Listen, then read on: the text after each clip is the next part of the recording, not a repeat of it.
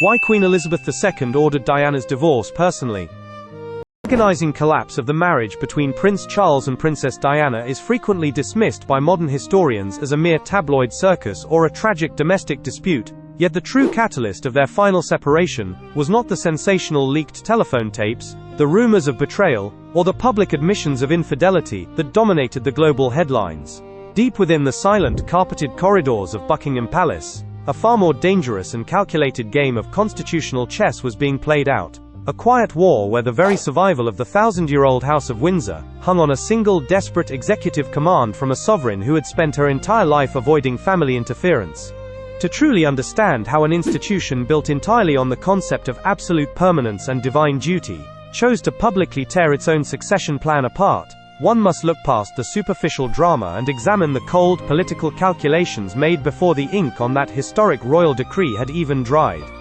While standard school textbooks often attribute the ultimate, messy collapse of the royal marriage to simple personal incompatibility, the real cause was a desperate, structural struggle for constitutional survival in an era where a rapidly modernizing British public began to question the massive financial cost and relevance of a taxpayer-funded monarchy. Princess Diana, increasingly isolated and paranoid within the heavily guarded walls of Kensington Palace, astutely recognized that her only real shield against the formidable machinery of the British state was the unyielding, emotional affection of the global public, prompting her to wage a brilliant, unsanctioned public relations campaign that painted her as a modern saint, trapped in a medieval fortress. Prince Charles, desperate to salvage his future reign and repair his deeply damaged public image, countered by deploying his own network of loyal aristocrats, media allies and public relations specialists, effectively transforming the sacred, silent mystique of the House of Windsor into a vulgar, primetime battleground, where the ultimate prize was the crown itself. On the dark, foggy evening of November 5, 1995, Diana executed a masterstroke of absolute institutional defiance, smuggling a BBC camera crew past the unsuspecting palace guards, under the bizarre guise of delivering a new bookshelf, setting the stage for a television broadcast that would permanently shatter the monarchy's foundation. When the explosive panorama interview finally aired to an estimated 23 million stunned viewers across the United Kingdom, Diana did not merely complain of a crowded marriage. She deliberately and publicly questioned Charles's psychological capability to bear the immense weight of the kingship, striking a direct, devastating blow at the very heart of the royal succession.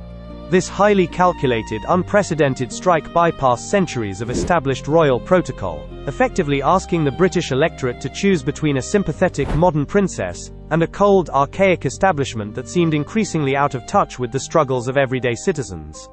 Queen Elizabeth, watching her life's work and the reputation of her family dissolve into a sensational tabloid spectacle, recognized with cold clarity that her lifelong doctrine of never complain, never explain, had been masterfully weaponized against her, leaving her with no choice but to abandon her traditional neutrality. Yet the exact moment the Queen decided to pick up her fountain pen, to command an official, legal divorce, she realized she was stepping into an unprecedented constitutional minefield, where one single misstep could provoke an angry parliament to strip the royal family of their historic titles, and exile them from public life forever. In the tense, whisper-filled days following that historic television broadcast, Prime Minister John Major met secretly with senior royal advisors to discuss the terrifying prospect of a full-blown constitutional crisis, as top legal experts warned that a prolonged, public divorce battle could force Parliament to debate the outright abolition of the monarchy.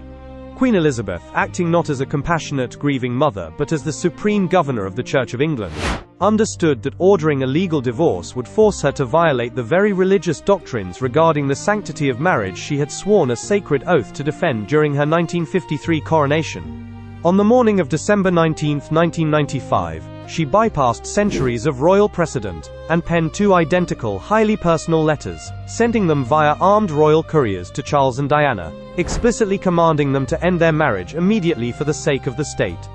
While Prince Charles immediately penned a submissive, grateful reply of agreement to his mother, Princess Diana did something that sent a wave of absolute panic through the corridors of Buckingham Palace. She remained completely silent, refusing to answer the sovereign's direct royal command for several agonizing weeks.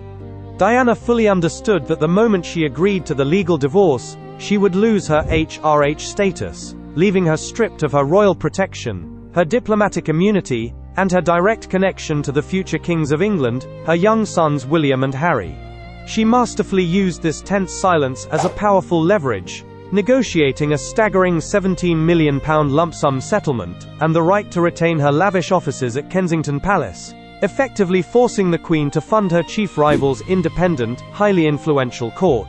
The palace courtiers, growing increasingly desperate to bring the devastating daily media war to an immediate end before the monarchy's public reputation was ruined permanently, conceded to every single one of Diana's unprecedented financial and territorial demands, entirely unaware that they were setting a highly dangerous, irreversible precedent for future generations of rebellious royals. But as the final decree of divorce was officially and quietly granted on August 28, 1996, the royal family celebrated what they believed was a victory, entirely blind to the dark irony that by stripping Diana of her royal title, they had unwittingly unleashed her to become an unstoppable, global humanitarian force that would ultimately push the House of Windsor to the absolute brink of extinction.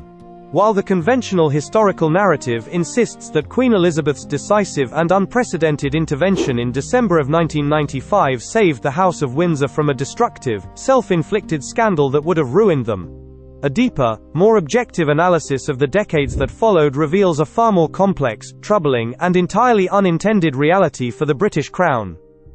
By forcing the legal dissolution of the marriage, the Queen did not silence her rebellious daughter-in-law as she had intended. Instead, she stripped Diana of the stifling constraints of royal protocol, unwittingly transforming her from a compromised, vulnerable palace insider into an untouchable, global icon of humanitarianism, whose sheer public influence completely eclipsed the rest of the royal family combined.